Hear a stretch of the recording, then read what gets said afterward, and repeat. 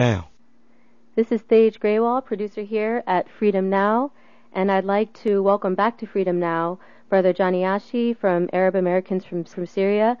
Hi, thank you for having me, Sister Tej, and congratulations for getting Freedom Now back on the air. Thank you. Last time I think I was on the air was back in early or mid-June of this year. The late Didan, may God rest his soul. If you can give me just a couple of minutes to pay tribute to this great friend of mine. Please go ahead. Thank you. There's a lot of things told about Didan. I've heard a lot of great names, like a brave, courageous hero, revolutionist. But one description stuck in my mind the most, and that was warrior. Brother Didan was a warrior. I remember when I needed him to come to Syria in August 2013 at the height of the U.S. call for war against Damascus. I phoned him. I said, Didan, we need to mobilize. They're going to be bombing Syria any time. He had so much conviction about Syria. He knew the truth about Syria. We were able to mobilize a fact-finding mission led with the former state attorney general Ramsey Clark and Senator Representative Cynthia McKinney, Sarah Flanders. Big group of people joined us.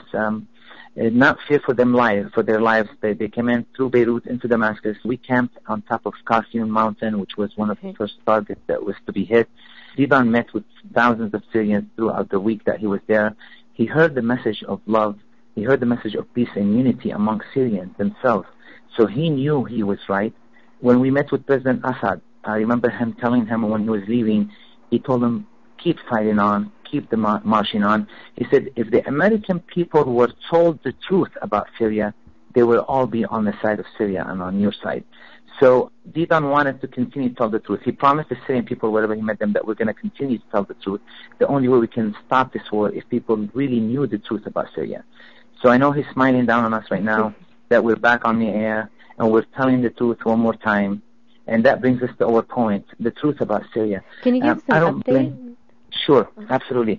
The Syrian story, unfortunately, when I speak with Americans, and I hope your listeners are just paying attention, I don't blame them for not knowing what's going on there. I don't blame them for thinking that the Syrian president is a tyrant, that the Syrian army is a sectarian militia killing its people. They don't know any better. But what we need to tell them is this could not be further away from the truth. The only entity in Syria that's protecting the Syrian people is the Syrian army.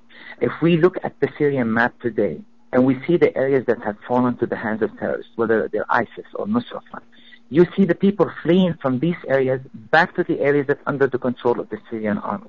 The Syrian army has been from day one protecting the Syrian people and the Syrian cities. They're protecting my people there, my cities.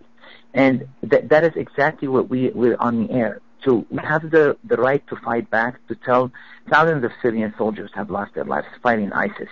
For 5 years, now everybody wants to jump on that wagon of fighting ISIS. But let's just literally look and see who's really fighting, who's really paying the price. President Assad and the Syrian army and the Ba'athist government have been fighting ISIS from day one. They've been telling the world there's no civil war in Syria. What is a terrorist invasion. From 2011, Bashar al-Jafari, our UN ambassador, have presented evidence that there are thousands of mercenaries entering Syria from Turkey. These are not Syrian people. The same people did not want to take arms against their own. So they brought in mercenaries, tens of thousands. And this is no longer a secret. This is already now, it's an overt operation. Everybody knows. So the truth is, the Syrian people need a break. We need to really, if we really want to fight terrorism, we need to be on the side of the Syrian army and the Syrian president. And let the Syrian people eventually decide who they want to rule for themselves. My problem with the U.S. administration is that they are, in the eyes of Obama administration, the bad guy is a good guy as long as he's fighting on the side of U.S. interest, not on the side of justice, not on the side of good. So I'm with evil as long as evil is with me. And this is what we need to tell. These terrorists, whether you call them moderate or extremists, they're all the same. The United States government has sent weapons to Syria since 2011 through the Turkish border, had ended all in the hands of ISIS, and this by the admission of U.S. administration. Now we're sending more weapons, say to call them moderate rebels. There is no moderate rebels. That's one of the biggest lies the U.S. administration keeps talking about, our friends, our good guy terrorists. There is no good guy terrorist in Syria. Anyone who carries weapons against his own people, against his own government, is not a good guy. So if we want to end this mass war in Syria, we need to stop the flood of army to these terrorists. Instead of fighting the ISIS, go fight who is sending ISIS the weapons. ISIS is called a state, and it's taking many countries to fight it. Where do these people get these weapons from? Where do they get their funding from? And instead of fighting individuals, because you kill 10, 100 will come in. You kill 100, thousands will keep coming in. You need to stop the funding of these people. And we all know who's funding them. Yeah. Turkey, Saudi Arabia, and Qatar are the three countries who are at least assisting and flooding these weapons to these fighters and sending them money. Thank you for that. Regarding the terrorist attack in France, how safe are we here in the United Snakes? Okay, Sister Tej, let me tell you, me and Dilan, again, we spoke many times about we're never safe. Hillary Clinton said it in a congressional hearing when she said, these people we're fighting today are the same people we funded years ago. We're doing the same mistake again. These terrorists don't have friends. They'll use you, they'll take your weapons. And actually, Seymour Hersh, in a recent article in The Independent, he actually quoted Alexander Haig saying that these groups don't really present any threat to us as long as they're there. However, we need to make sure they stay there. So it's okay for these groups to stay there. The United States is not trying to destroy ISIS. Let's be frank. For 15 months since the United States led that coalition against ISIS, all that happened was ISIS getting stronger. So let's just be frank. The United States wants to, yes, contain ISIS. They don't want it to move into certain territories where the U.S. has interest, like in the Kurds in the north. But as long as they're in the middle, they want to contain them because they will use them one day, one other place. So ISIS is serving the U.S. interest in destroying Syria, or in other words, let's put it frankly, in fighting the regime in Syria. The United States mission in Syria, it's not a secret for anyone, is to change that regime. So when Obama said we cannot defeat ISIS while President Assad is in power, that's such an oxymoron statement. What does that mean? We cannot defeat ISIS while Assad in power. What does that have to do with one another? Obama's main goal in Syria is to overthrow Syrian secular government led by Assad. And ironically, so is ISIS' principal goal. So by saying I cannot defeat ISIS while Assad is in power does not make any sense. Putin, however, and if I may say a little bit about this Russian involvement, number one, Russia did not intervene in Syria like Americans did. Russia was brought in Syria by the Syrian government request. And what Russia did in 1 month against ISIS, the United States and 60 other coalition countries could not do in 15 months. So now everybody's accusing Putin, and that was actually on Fox News, it was funny, is that deliberately targeting U.S.-backed forces in Syria. Wow, so now the U.S. is admitting that we have U.S.-backed, that the CIA is backing certain groups in Syria. So It is what it is. The United States hopefully is too far away from the Middle East, yet we're never safe. We know what happened in 9/11, and we need to stop funding and arming these people, whether they're on our side or anybody else's side, because they'll come back one day and become against you. So, God bless America, and maybe it will never happen, but I don't see it being too far from happening, to be honest with you. Can you discuss the downing of the Russian fighter? Can you also address, will this incident escalate to a bigger regional conflict? That's a very good point. Now, remember, Turkey is a NATO member. And I don't think that the Turkey's downing of the Russian MiG fighter did not have the knowledge, if not the permission of the U.S. and the CIA. So this is, now we're going on a bigger game. Everybody's trying to put a lid on it, trying to contain it, but it's a big statement. And the statement is, again, as the U.S. has been saying, that the Russians' attack in Syria is not only against ISIS, okay? If I may quote again, this is from the horse's mouth. The Washington Post mentioned that from a U.S. official that these areas were dominated by rebel factions backed by the CIA, Islamist groups such as Ahrar al-Sham and the Al-Qaeda affiliated Nusra Front. Again, we're admitting that the U.S. is backing Nusra Front, Al-Qaeda, and Syria. So Putin does not have friends. Terrorists to him, they're all their enemies.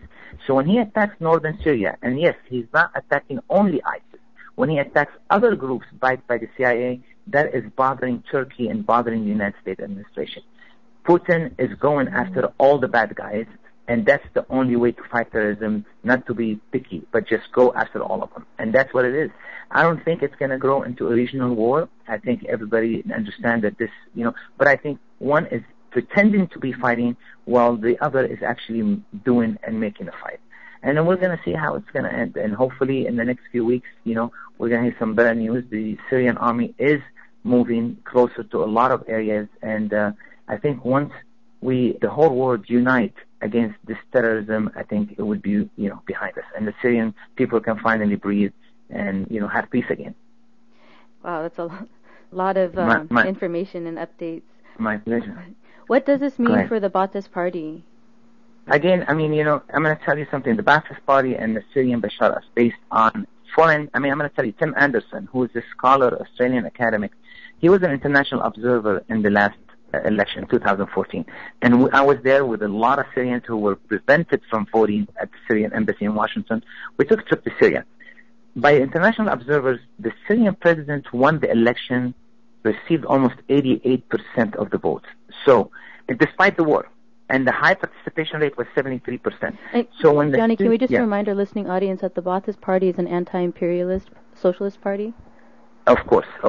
Syria has been for the last 40 years with the Ba'athist Party. It's a secular regime away from Islam, away from radicalism, where everybody's treated equal, women, men, ethnic background, religious background. This is what a secular government, and that's what all Syrians who belong to different ethnicities prefer to be under the secular government. That's why this man, if he was a tyrant, he would have lost the support of his people a long time ago. But everybody in Syria are moderate. We're not extremists. And one last thing I might say, because this is a very important message, and I hope that everyone can hear it. We're not having ISIS attack in Beirut recently in Tunisia or in France is to seek to spread hate and fear among the world. I want to make sure, though I am Christian, I don't see myself as one. I see myself as Syrian. I see myself as a human. There is a message here. There is in the world over 1.5 billion Muslims. And we need to make sure that we understand that the most who are actually attacked by ISIS, 99.99% of all Muslims are horrified by the ISIS attack. And they have been the greatest victim of ISIS. Let's differentiate between ISIS, the terrorist who's using Islam as a mean to divide people, and Muslims around the world who are peace-loving people. Okay? So I just want to finish with that statement because I've been reading a lot of hate, and we should embrace each other and answer that hate with wisdom and love. Thank you again, Johnny Achi from Arab Americans for Syria, for all your dedication and hard work and courage. Thank you. Thank you so much, Sister Tej, for having me back on the air. Appreciate it. Thank you. Forward. This has been another Power Hour at Freedom Now. We thank you for your continued support. In closing, we would like to thank our producers, Sister Tej, Brother JR, and guests Christine Hicks,